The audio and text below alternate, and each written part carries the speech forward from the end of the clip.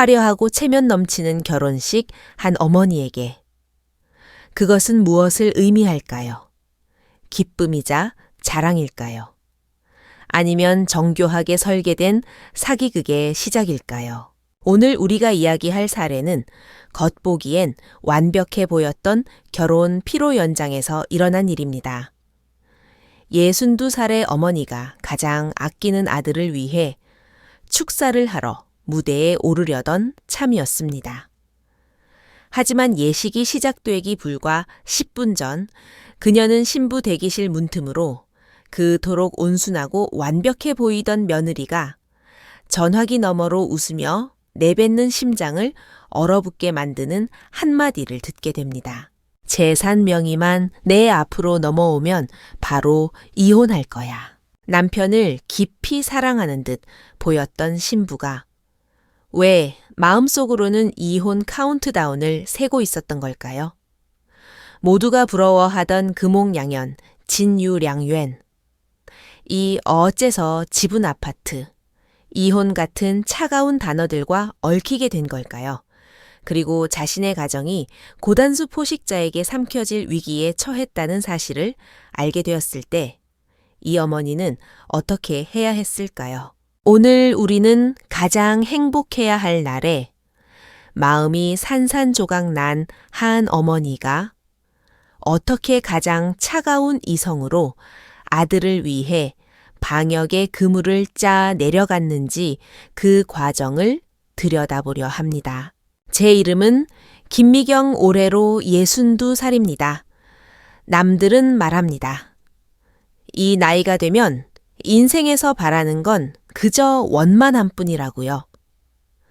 자식들 출가시키고 슬해 손주들 재롱을 보며 남편과 건강하게 늙어가는 것, 그게 아마 인생의 가장 큰 복이라고요. 저도 한때는 그렇게 생각했습니다. 오늘 제 아들 지훈이의 결혼식 날. 어떤 원만함은 그저 물거품과 같아서 바람 한번 불면 흩어지는 허상이라는 것을 깨닫기 전까지는 말이죠.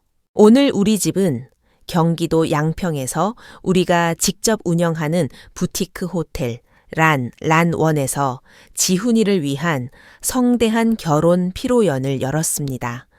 호텔의 중정 정원은 저와 남편 영호 씨가 직접 가꾼 곳으로 사계절 피어나는 난초들로 가득합니다. 고아한 호접란부터 귀한 석공란까지 없는 게 없지요. 하객들은 난초의 은은한 향기 속을 거닐며 얼굴에 미소를 띠고 우리 박씨 집안이 참 복도 많지 서연이처럼 예쁘고 유능한 며느리를 얻었다며 칭찬을 아끼지 않았습니다. 저도 그 말을 들으며 따라 웃었습니다. 저는 특별히 맞춤 제작한 짙은 보라색 비단 한복을 입고 청담동 미용실 원장님에게 부탁해 머리카락 한 올 흐트러짐 없이 올린 상태였습니다. 남들 눈에 저는 아마 세상에서 가장 행복하고 자랑스러운 어머니였을 겁니다. 하지만 저만 알고 있었습니다. 불과 10분 전 제 세상이 산산조각 났다는 것을요.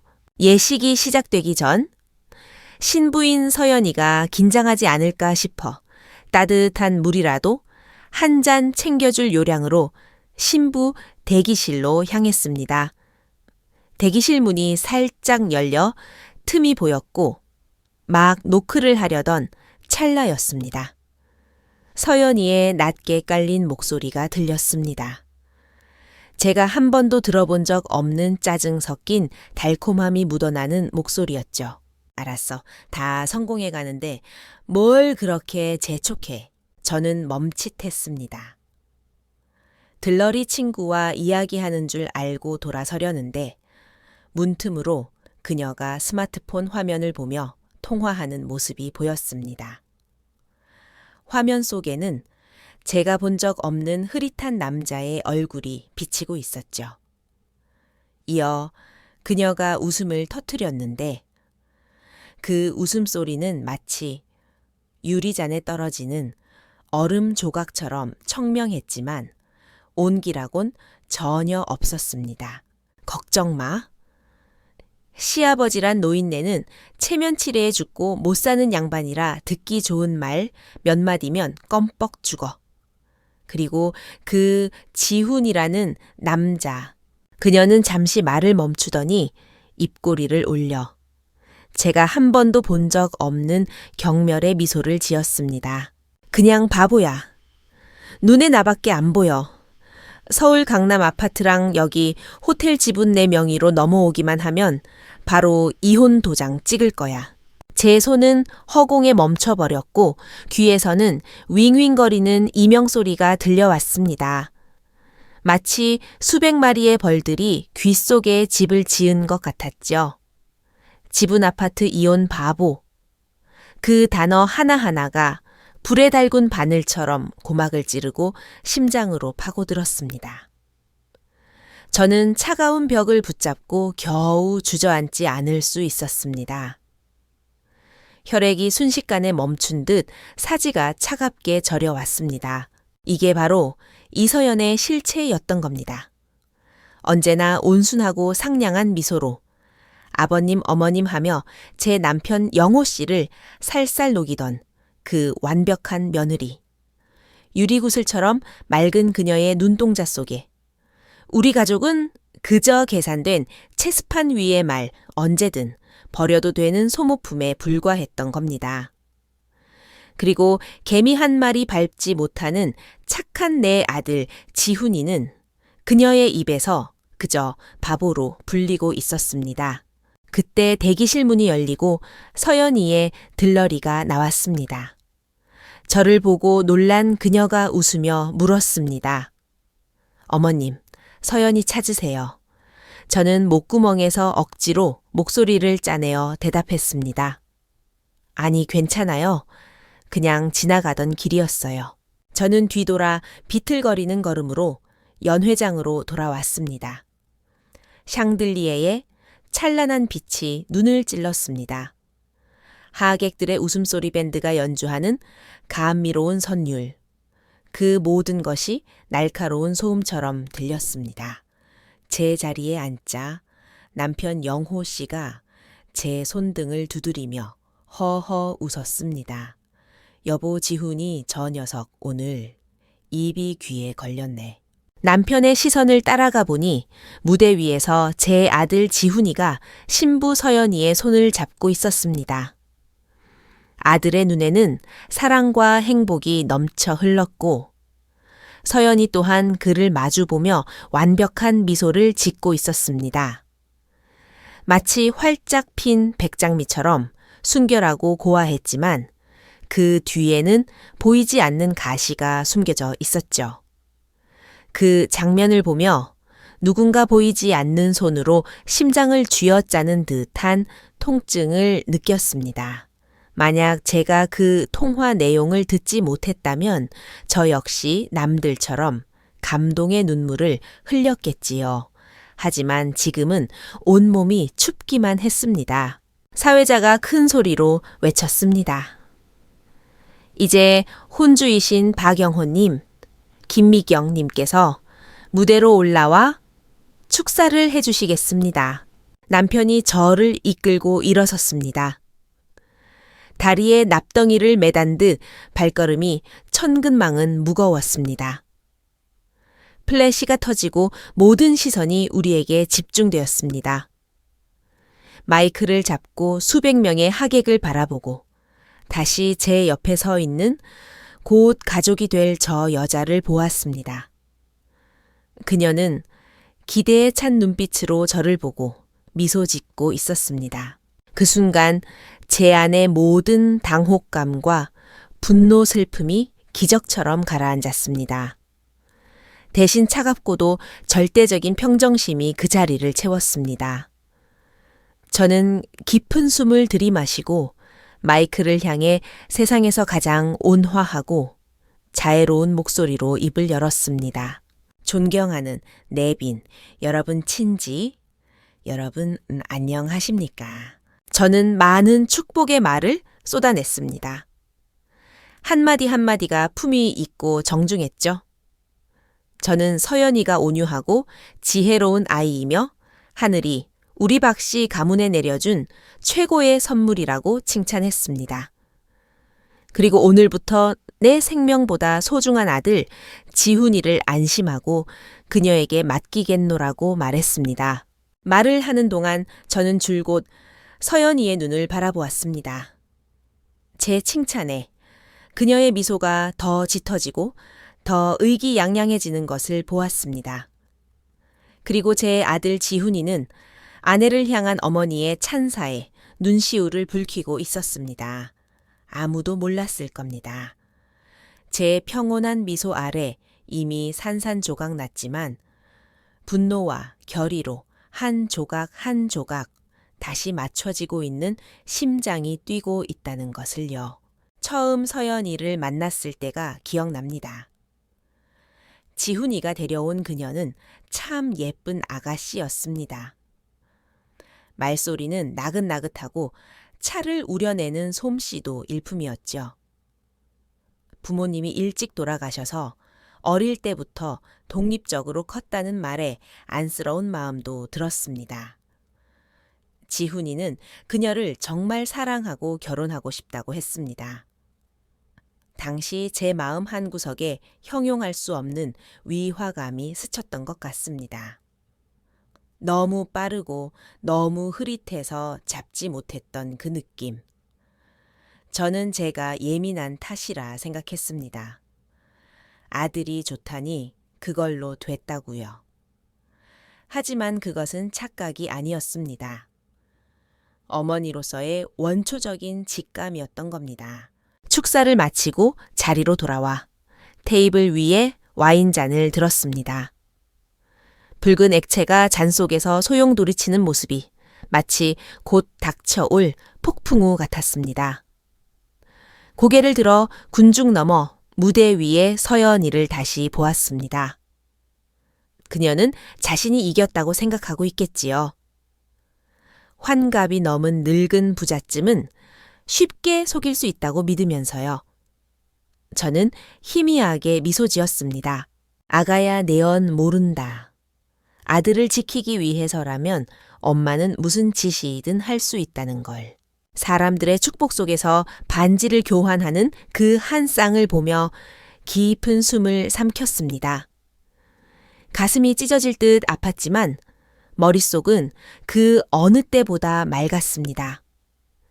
이 결혼식은 끝이 아닙니다. 시작일 뿐입니다. 저의 전쟁이 시작된 것입니다. 피로연의 소란스러움은 밤늦게까지 이어졌습니다. 마지막 손님을 배웅하고 난 뒤 술기운과 만족감이 감도는 얼굴로 남편 영호 씨가 말했습니다. 여보, 오늘 참 원만하게 잘 끝났어. 원만하다는 그 말이 귀의 가시처럼 박혔습니다. 저는 고개를 끄덕이며 별말 없이 흩어진 빈 술잔들을 정리하기 시작했습니다. 남편은 제가 피곤해서 그런 줄 알고 어깨를 두드려주곤 먼저 올라가 쉬겠다더군요. 지훈이와 서연이의 신혼방은 호텔 가장 안쪽 제일 조용하고 호화로운 스위트룸이었습니다. 그쪽을 바라보자 가슴이 텅 빈 것 같았습니다. 내 아들 애지중지 키운 내 아들이 오늘 밤 자신을 철저히 이용하려는 여자 곁에서 잠이 들 겁니다. 아무것도 모른 채요. 자정이 넘도록 텅 빈 연회장에 홀로 앉아 있었습니다. 샹들리에 불빛이 어느새 차갑게 느껴졌습니다. 내 손으로 일군 내 집인데 마치 이방인이 된 것처럼 낯설고 외로웠습니다. 남편에게 말할 수는 없었습니다. 그는 체면을 목숨보다 중시하는 사람이라. 이미 흠잡을 데 없는 며느리로 낙점한 서연이에 대한 의심을 제 억지라고 치부할 게 뻔했습니다. 아들에게도 말할 수 없었습니다. 서연이에게 푹 빠져 있는 그 아이는 제 말을 믿기보다 엄마가 우리 사이를 갈라놓으려 한다고 오해할 테니까요. 어떻게 해야 하나. 이 생각이 머릿속을 맴돌며 풀리지 않는 암호처럼 얽혀 있었습니다. 벽에 걸린 괴종시계가 댕댕 12번을 울렸습니다. 저는 결심한 듯 일어서서 고요한 복도를 지나 다른 방문을 가볍게 두드렸습니다. 문을 연 건 딸 지은이었습니다. 잠옷 차림으로 눈을 비비던 아이가 저를 보고 깜짝 놀라며 물었습니다. 엄마, 이 시간까지 안 주무시고 왜요? 저는 대답 없이 그저 딸을 바라보았습니다. 지은이는 오빠보다 5살 어리지만 법대를 졸업하고 로스쿨 막바지에 있는 아이라 어릴 때부터 주관이 뚜렷하고 속이 깊었습니다. 엄마의 낌새가 이상함을 감지한 지은이의 얼굴에서 잠 기운이 싹 사라졌습니다. 아이는 제 손을 잡고 방으로 이끌더니 문을 닫았습니다. 침대 맡에 켜둔 노란 스탠드 불빛 아래. 우리 모녀는 침대에 걸터 앉아 한동안 말이 없었습니다. 엄마 무슨 일 있죠? 지은이가 조용히 물으며 제 손등에 자기 손을 얹었습니다. 따뜻했습니다. 저는 깊은 숨을 들이쉬고 낮 동안 억눌러 왔던 공포와 억울함을 모두 토해냈습니다. 대기실 문틈으로 들었던 그 모든 이야기를 한 글자도 빠뜨리지 않고 딸에게 털어놓았습니다.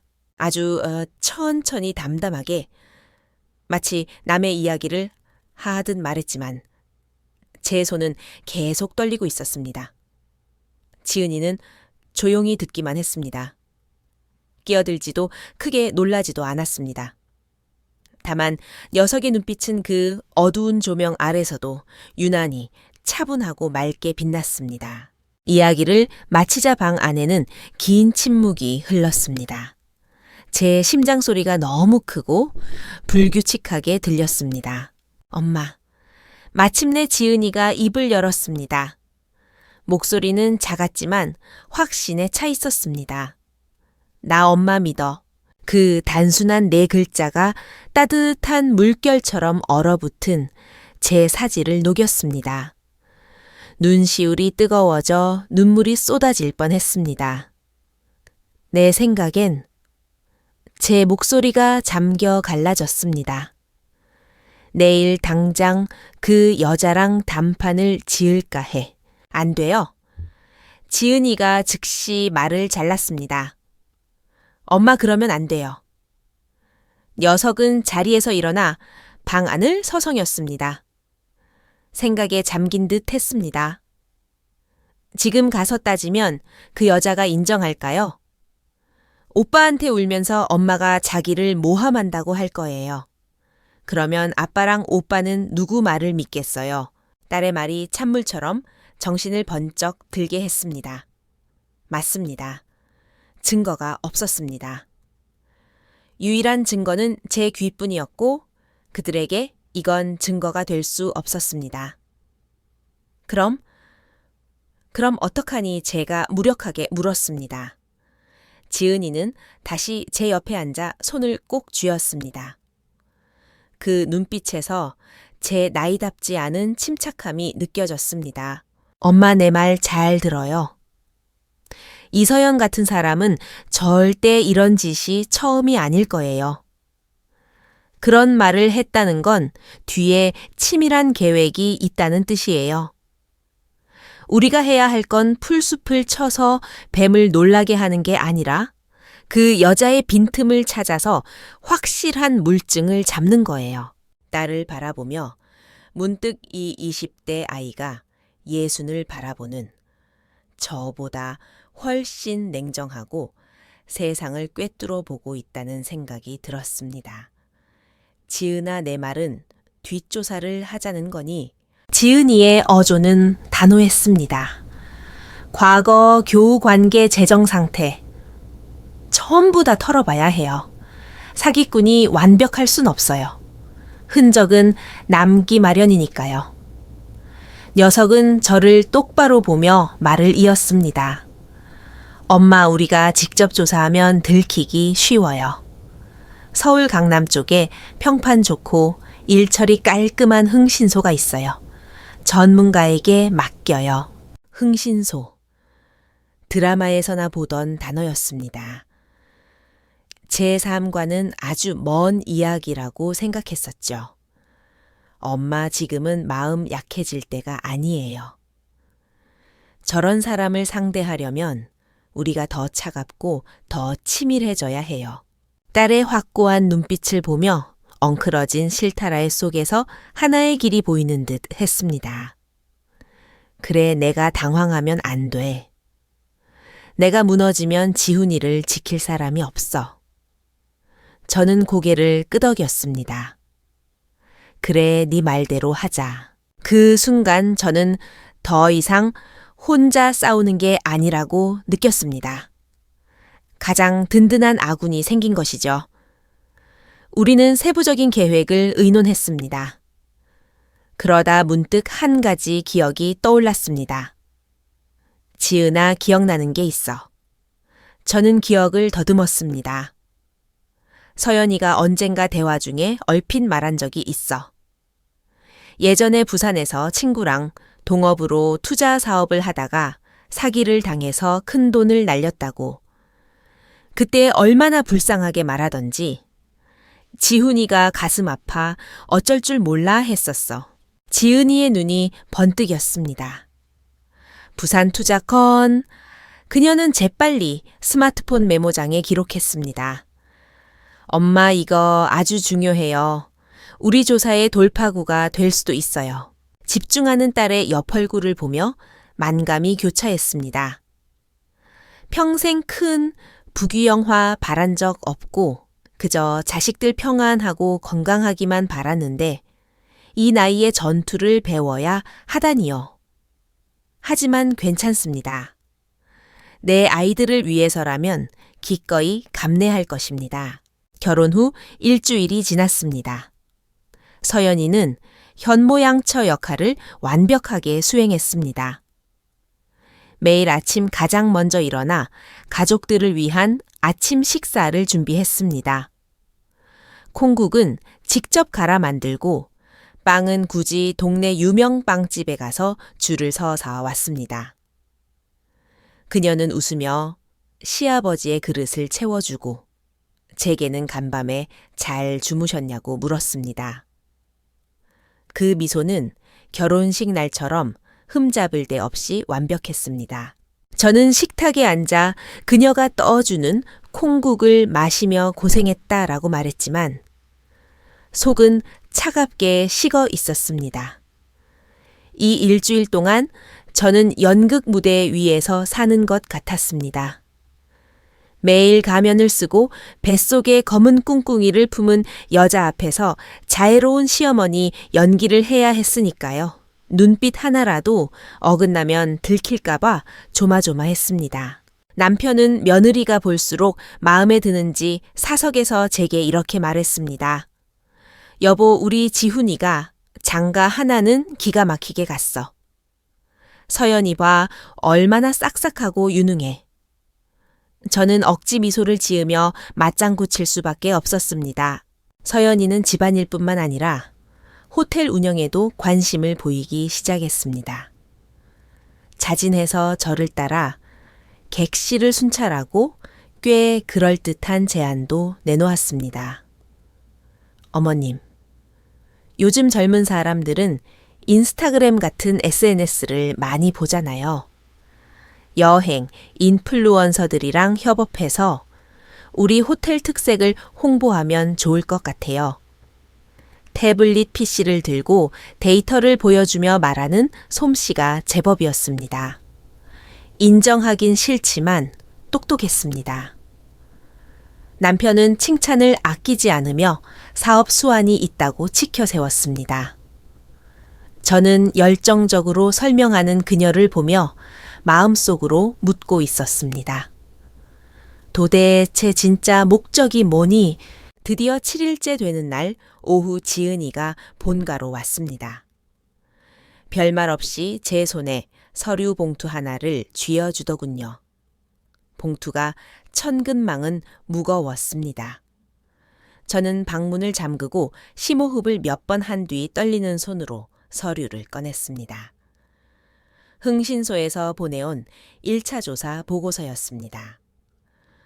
차가운 굴림체로 인쇄된 종이 몇 장에 이서연의 또 다른 인생이 적혀 있었습니다. 이름 이서연 28세. 기본 정보를 건너뛰고 제 눈은 가장 중요한 재정 상태 항목에 꽂혔습니다. 다수의 신용카드 채무 및 대부업체 빚 총액 약 1억 5천만 원. 그 외 사채 다수 존재 채권자 불명확. 심장이 쿵 내려앉았습니다. 1억 5천만 원 적은 돈이 아닙니다. 이어서 부산투자 거언에 대한 기록이 나왔습니다.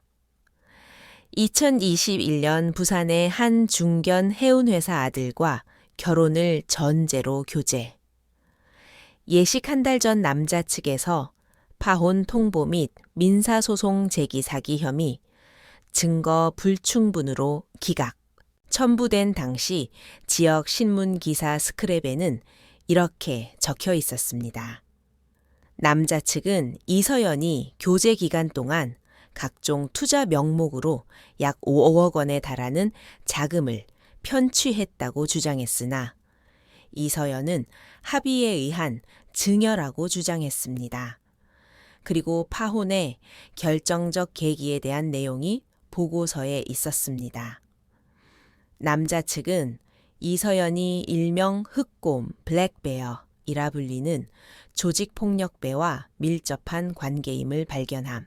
흑곰, 그 이름을 보는 순간 등 뒤에 보이지 않는 검은 그림자가 서 있는 것 같았습니다. 보고서를 몇 번이고 다시 읽었습니다. 글자 하나하나가 인두처럼 가슴을 찢었습니다. 우리 집이 첫 번째가 아니었습니다. 지훈이가 그녀에게 첫 번째 바보도 아니었던 겁니다.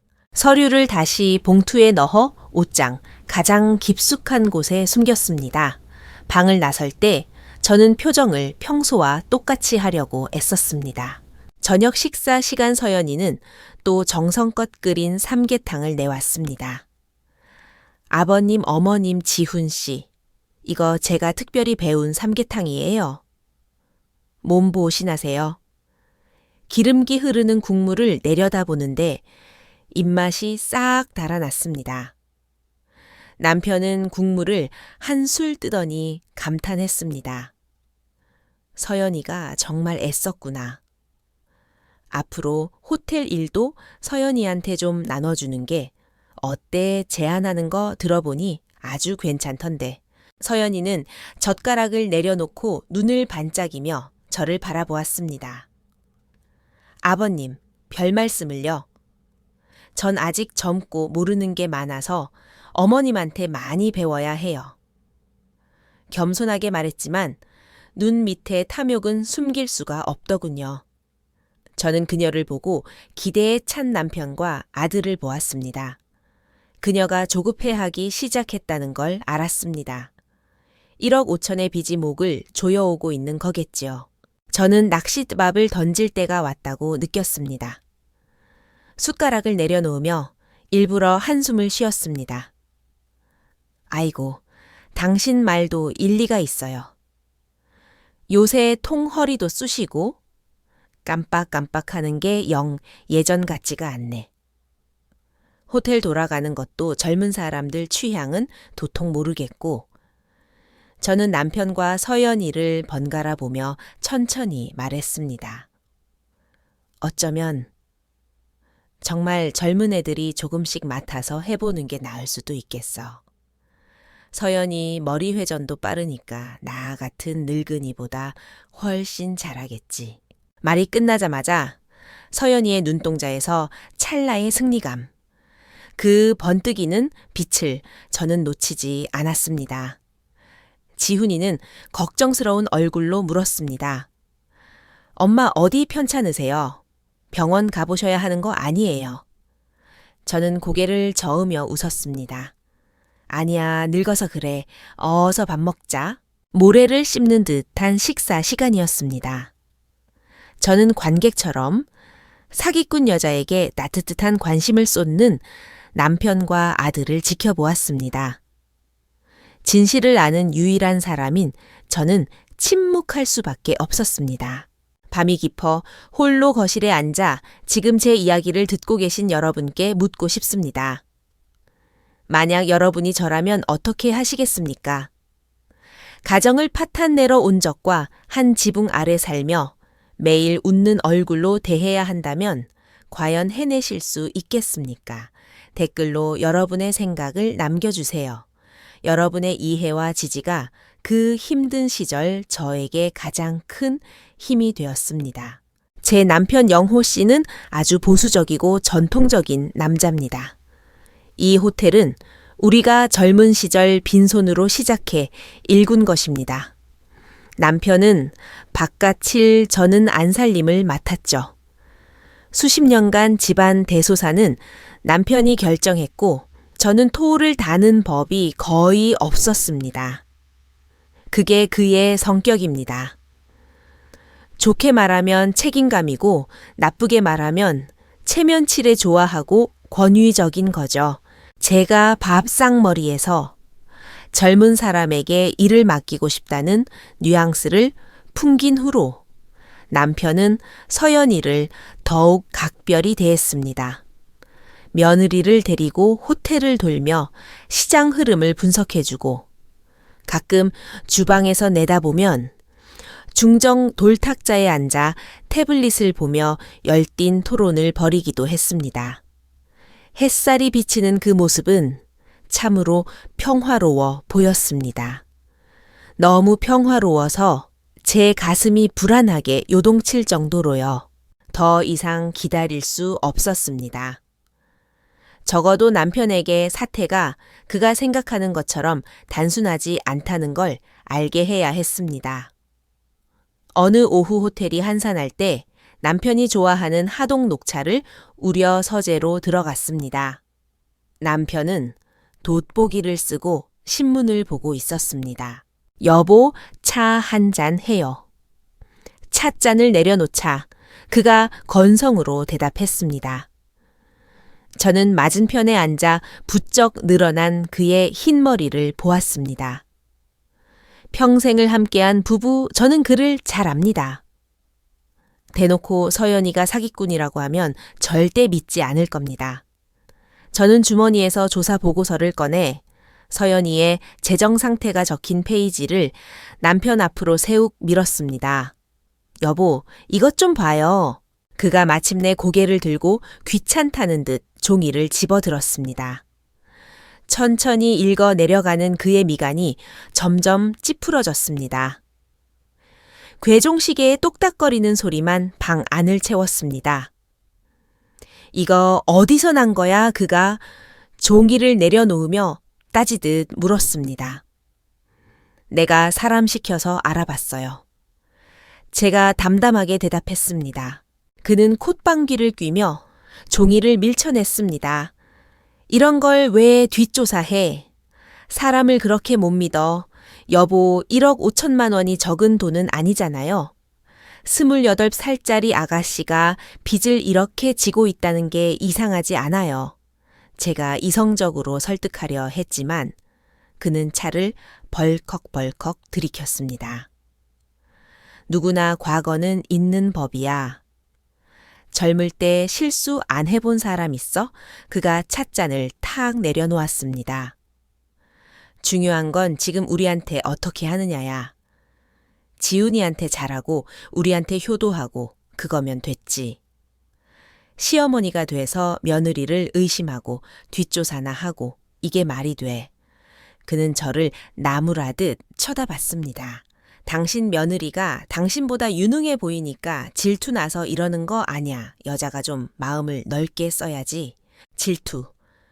그의 눈에 제가 하는 모든 일이 고작 질투로 보였던 겁니다.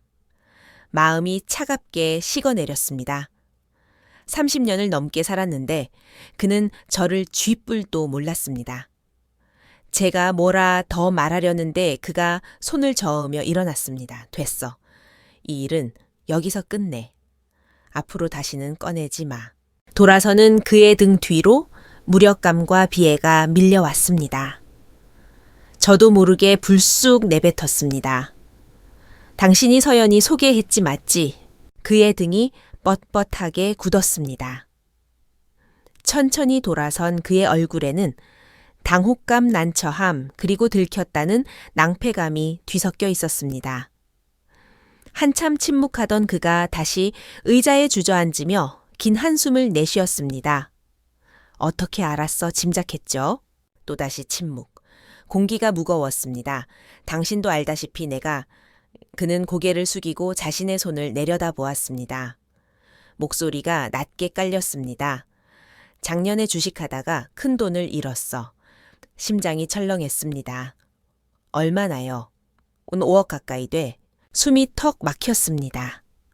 우리 노후 자금의 절반이 넘는 돈이었습니다. 당신한테 말 못했어. 걱정할까봐 그리고 체면이 안 서서. 그는 피로한 목소리로 말을 이었습니다. 어떻게든 만회하고 싶었어. 그래서 서연이를 만난 거군요. 그는 고개를 끄덕였습니다. 투자 설명회에서 만난 그 아가씨는 말솜씨가 좋고 머리가 비상했다고 합니다. 시장 분석도 잘하고 투자 조언도 해줘서 대단하다고 생각했답니다. 이렇게 똑똑한 며느리가 들어와 사업을 도우면 호텔이 더 번창할 거고 그러면 쥐도 새도 모르게 날린 돈을 메꿀 수 있을 거라 계산했던 거죠. 그래서 일부러 지훈이와 우연을 가장해 만나게 했고 모든 게 그의 각본대로 흘러갔다고 믿었던 겁니다. 그는 구세주를 데려왔다고 생각했지만 정작 가장 먼저 표적이 된 먹잇감은 바로 자신이었다는 걸 몰랐던 거죠. 기가 막혀서 말이 안 나왔습니다. 이 늙은 남자가 밉기도 하고 짠하기도 했습니다. 평생 체면 차리다 집안 말아먹을 뻔한 사람. 여보 나도 걔 빚짓는 거 알아. 그가 애원하듯 저를 봤습니다. 하지만 다 과거 일이야. 우리가 갚아주면 돼. 우리 식구 되면 딴맘 안 먹고 집안일만 할 거야. 그러니까 제발 그만 덮어둬. 젊은 애한테 기회를 주자고. 그 여자한테 기회를 주면 우리 지훈이한테는 누가 기회를 주는데요. 저는 눈앞에 남편을 응시했습니다. 내 남편이자 아이들의 아버지. 하지만 지금 이 순간 우리 사이엔 건널 수 없는 깊은 강이 흐르는 것 같았습니다. 저는 말없이 찻잔을 정리하고 일어섰습니다. 더 이상 논쟁하지 않았습니다. 그에게는 제 말보다 본인의 체면이 더 중요했으니까요. 이제 이 길에서 믿을 건 저 자신뿐이라는 걸 뼈저리게 깨달았습니다. 남편과의 대화 다음 날 저는 가족들에게 서울에 사는 먼 친척을 만나러 1박 2일 다녀오겠다고 했습니다. 남편은 의심하지 않았고 지훈이는 짐을 들어줬습니다. 서연이는 보온병에 따뜻한 대추차를 담아 건네며 웃었습니다. 어머님 가시면서 드세요. 몸 녹이시고요. 그 가식적인 얼굴을 보며 마음의 동요조차 잃지 않았습니다. 저는 서울에 친척이 없습니다. 목적은 단 하나, 흑곰이라 불리는 그 남자를 만나는 것이었습니다. 흥신소 자료에 그의 활동 반경과 연락처가 있었습니다. 딸 지은이가 같이 가겠다는 걸 뜯어말렸습니다. 너무 어두운 길이라 딸까지 끌어들일 순 없었죠. KTX를 타고 서울로 향하며 창밖 풍경을 봤습니다. 평생 법 없이도 살 사람이라는 소리 듣고 살았는데 환갑 나이에 조폭과 단판을 지으러 가다니. 쓴웃음이 났지만 물러설 곳은 없었습니다. 흥신소가 알려준 주소는 영등포의 낡은 골목이었습니다. 습하고 퀴퀴한 냄새가 나는 오래된 다방. 구석진 자리로 안내받아 쌍화차 한 잔을 시키고 기다렸습니다. 10분쯤 뒤 한 남자가 맞은편에 앉았습니다. 40대 중반, 깡마른 체격에 짧게 깎은 머리 팔뚝으로 삐져나온 문신. 매서운 눈이 저를 위아래로 훑었습니다. 장씨, 혹은 흑곰이라 불리는 남자였습니다. 박 회장 사모님이시라고 그가 걸걸한 목소리로 물었습니다. 저는 고개를 끄덕였습니다. 나한테 무슨 볼일 이슈. 그 이서연이 빚 때문에 온 거면 그냥 갚아주면 될 일이고 빚 갚아주러 온 거 아닙니다. 제가 그의 눈을 똑바로 보며 말했습니다. 그는 의외라는 듯 눈썹을 치켜 올렸습니다. 장 선생님, 서연이랑 친구 사이라고 들었습니다. 친구라는 단어에 힘을 주었습니다. 그의 눈빛이 가라앉았습니다. 기회를 드리러 왔습니다. 손해본 돈 전부 아니 그 이상을 찾고 자존심까지 회복할 기회요. 그는 말없이 차를 마셨지만 눈은 제게 고정되어 있었습니다. 이서연이 곧 큰 재산을 손에 쥐게 될 겁니다. 양평의 호텔 지분과 서울 아파트까지요. 선생님이 받을 돈보다 훨씬 큰 액수죠. 저는 몸을 앞으로 기울이며 낮게 속삭였습니다. 하지만 그 애가 순조롭게 재산을 챙기면 과연 선생님이 그 애를 찾을 수 있을까요? 돈 챙기자마자 증발해버릴 텐데. 부산에서 그랬던 것처럼요. 그가 찻잔을 쥐인 손에 힘을 주는 게 보였습니다. 적중했습니다. 이런 부류의 남자는 돈도 돈이지만 배신당하는 걸 가장 못 참습니다. 원하는 게 뭐요? 절 좀 도와주세요. 제가 단도직입적으로 말했습니다. 지금부터 계속 서연이를 압박하세요. 전화하고 문자 보내고 수단 방법 가리지 말고 빚 독촉을 하세요. 걔가 조급해 미치게 만드세요. 사람은 급하면 실수를 하니까요. 그는 위험과 이득을 저울질하는 듯 침묵했습니다. 내가 당신을 뭘 믿고 공동의 적이 있으니까요. 일이 잘 해결되면 원금 회수는 물론이고 제가 사례금은 따로 챙겨드리겠습니다. 이자랑 정신적 피해 보상이라 생각하세요. 그가 피식 웃었습니다. 사모님 생각보다 재미있는 분이네. 그가 찻잔을 비우고 일어섰습니다. 좋소. 노인네 심심풀이 장단 한번 맞춰드리지. 그는 돌아서려다 멈칫하고 덧붙였습니다. 참 하나 알려드리죠. 그 여자 배포가 커요. 재산 챙기면 바로 해외로 튈 준비하고 있더군요. 조심하시오. 그가 떠난 뒤에도 저는 한참 앉아 있었습니다. 해외 도피.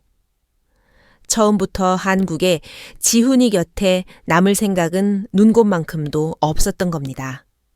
식어버린 차를 들이켰습니다. 쓰고 떫은 맛이 제 심정과 같았습니다. 하지만 다방을 나설 때 저는 더 이상 닭백숙이나 끓이던 김미경이 아니었습니다. 판은 깔렸고 이제 말을 움직일 차례였습니다. 서울에서 돌아온 후 겉보기엔 변한 게 없었습니다. 저는 여전히 살림하고 호텔을 챙겼습니다. 하지만 저는 연기를 시작했습니다. 무대는 우리 집 관객은 이서연 하나. 아이고 허리야. 정원을 가꾸다 허리를 부여잡고 장부를 보다가 돋보기를 벗으며 눈이 침침해서 원 하고 투떨댔습니다. 건망증이 심해진 척도 했죠. 서연이는 그때마다 어깨를 주무르며 어머님 너무 무리하지 마세요. 아버님이랑 이제 좀 쉬셔야죠 라고 위로했습니다. 그 손길을 느끼며 속으로 비웃었습니다. 내 연기가 제법인가 보구나. 흑곰 쪽에서도 약속대로 압박을 시작했습니다.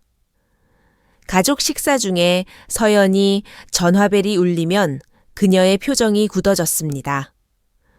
황급히 정원으로 나가 전화를 받는 그녀의 뒷모습은 초조해 보였습니다. 돌아왔을 때 얼굴은 백지장처럼 하얗게 질려 있었죠. 누구니 남편이 물으면 아, 예전 친구예요 하고 얼버무렸지만 밥을 거의 못 먹더군요. 날이 갈수록 전화 받는 횟수가 늘고 늘 불안해 보였습니다. 그물은 서서히 조여들고 있었습니다. 어느 오후 저는 거실에서 일부러 딸 지은이에게 전화를 걸었습니다. 2층에 서연이가 있는 걸 알았거든요. 지은아 엄마 요즘 너무 힘들다. 아빠랑 유럽 여행이나 다녀오면서 푹 쉬어야 할까봐. 전화를 끊고 기다리자 아니나 다를까 10분 만에 아들 지훈이가 내려왔습니다. 엄마, 머뭇거리던 아들이 말을 꺼냈습니다. 유럽 가신다고요? 그럼 호텔은요? 그냥 둬야지 뭐. 제가 심드렁하게 답했습니다. 저기, 서연이가 호텔 일 돕고 싶어 해요. 능력도 있고 의욕도 넘치는데 한번 맡겨보시는 건 어때요? 미끼를 물었습니다. 사랑하는 여자를 위해 로비하러 온 아들을 보니 가슴이 아팠지만 티 내지 않았습니다. 글쎄다. 엄마 서연이 잘할 거예요. 식구끼리 믿고 맡겨봐요. 아들의 간절한 눈빛. 저는 긴 한숨을 내쉬며 못 이기는 척했습니다. 그래. 내 말이 맞다. 며느리도 자식인데 믿어야지. 지훈이가 아이처럼 기뻐했습니다. 정말요. 서연이가 알면 정말 좋아할 거예요. 저는 웃는 아들을 보며 속으로 피눈물을 흘렸습니다. 아들아, 이건 네 아내에게 주는 기회가 아니라 네가 진실을 마주할 기회란다. 아주 아프겠지만 말이야. 일주일 뒤 서연이의 불안이 극에 달했을 즈음 가족회의를 소집했습니다. 서재에 남편 지훈 서연 그리고 저, 딸 지은이와 자문 변호사인 장 변호사님과 이미 모든 상의를 끝낸 상태였습니다. 나랑 지은 아빠 이제 좀 쉬려고 한다. 다음 달부터 호텔 계약건이랑 자재 구매 같은 건 서연이 네가 내 대신 처리해라. 서연이의 눈이 번쩍 뜨였습니다. 무릎 위에서 주먹을 꽉 쥐는 게 보였습니다. 어머님 감사합니다. 정말 열심히 할게요. 실망시켜드리지 않을게요. 눈시울까지 붉히며 감격한 연기를 하더군요. 위임장이랑 인감도장, 그리고 호텔 권리증이랑 주식 원본은 사무실 금고에 있어. 필요할 때 말해라. 사무실 금고라고 말할 때 저는 일부러 천천히 말했습니다. 서연이의 동공이 미세하게 흔들리는 걸 놓치지 않았습니다. 그 사무실 금고 비밀번호는 저와 남편만 알지만 며칠 전 일부러 서연이가 보는 앞에서 비밀번호를 누르는 척하며 노출했습니다. 물론 그 안의 서류는 가짜였지요. 며칠 전 지은이 장 변호사와 함께 가짜 서류를 만들었습니다. 진짜 위임장은 500만 원 이하의 소액 결제만 가능한 것이었고 금고에 넣어둔 가짜 위임장은 회사 자산을 매각할 수 있는 것처럼 모호하게 꾸며둔 것이었습니다. 인감도장도 아주 미세하게 다른 위조 방지용 가짜 도장을 파서 넣어뒀습니다. 그리고 지은이가 책장 꼭대기에 초소형 몰래카메라를 설치해 두었죠. 탐욕스러운 물고기가 제 발로 그물에 들어오기만을 기다렸습니다. 그날 밤 지훈이가 제 방에 와서 고맙다고 했습니다. 엄마는 정말 쿨하고 멋진 시어머니예요. 아들의 손을 잡고 말했습니다. 지훈아, 앞으로 무슨 일이 있어도 이것만 기억해라. 엄마가 하는 모든 일은 널 사랑해서 그러는 거야. 아들은 영문을 모르겠다는 듯 웃으며 고개를 끄덕였습니다. 월요일 아침 저는 딸과 함께 여행 가방을 끌고 집을 나섰습니다. 여보 지훈아, 서연이한테 맡기고 서울 며칠 다녀올게. 서연이는 문 밖까지 나와 배웅했습니다. 어머님 안녕히 다녀오세요. 집은 걱정 마시고요. 속으로 대답했습니다. 그래, 걱정 안 한다. 네가 무슨 짓을 할지 뻔히 아니까. 저와 지은이는 서울로 가지 않았습니다. 호텔에서 2블록 떨어진 카페 2층으로 갔습니다. 지은이가 노트북을 펴자 사무실 내부 영상이 실시간으로 떴습니다. 심장이 터질 것 같았습니다. 오전 10시 반 서연이가 사무실 문을 잠그고 들어왔습니다. 그녀는 제 책상으로 가서 익숙하게 금고 비밀번호를 눌렀습니다. 띠리릭 문이 열리고 그녀가 준비된 미끼 서류를 꺼냈습니다. 탐욕스러운 미소를 지으며 제 이름을 위조해 서명하고 가짜 도장을 찍었습니다. 그리고 전화를 걸더군요. 네, 김 실장님 접니다. 네, 어머님이 위임해 주셨어요. 양평 호텔 지분이랑 서울 아파트 제 명의로 돌리는 서류 오늘 오후에 보낼게요. 통화를 마치고 의기양양하게 웃는 그녀. 승리감에 도취된 그 표정. 이제 막을 내릴 시간입니다. 가자. 저와 지은이 그리고 대기하고 있던 장 변호사가 호텔로 들이닥쳤습니다. 직원들의 놀란 눈길을 뒤로하고 사무실 문을 따고 들어갔습니다. 서연이는 제 자리에 앉아 있다가 우리를 보고 쏘스라치게 놀라 휴대폰을 떨어뜨렸습니다. 얼굴에서 핏기가 싹 가셨습니다. 어머님, 어떻게? 장 변호사가 차갑게 말했습니다. 이서연 씨 사문서 위조 및 사기미수 혐의입니다. 아, 아니에요. 어머님이 위임해 주신 거예요. 그녀는 책상 위 서류를 가리키며 발악했습니다. 장 변호사가 진짜 위임장과 태블릿을 꺼내 보였습니다. 이게 진짜 위임장이고 당신이 금고 열고 도장 훔쳐 찍는 영상 여기 다 있습니다. 그녀는 비틀거렸습니다. 그리고 이건 부산 사기 사건 기록 그리고 장 선생님과의 채무관계 증명서입니다. 서연이는 바닥에 무너져 내렸습니다. 제 다리를 붙잡고 울부짖었습니다. 어머님 잘못했어요. 한 번만 용서해 주세요. 저는 차갑게 제 옷자락을 빼냈습니다. 기회는 줬었다. 네가 발로 찼을 뿐. 그때 지훈이가 들어왔습니다. 넋이 나간 아들에게 제가 태블릿을 건넸습니다. 아들은 영상을 보고 또 봤습니다. 혼란에서 충격으로 그리고 처참한 비통함으로 변해가는 아들의 얼굴. 그는 울지 않고 아내의 손가락을 하나하나 떼어냈습니다. 서연이는 경찰에 연행되었습니다.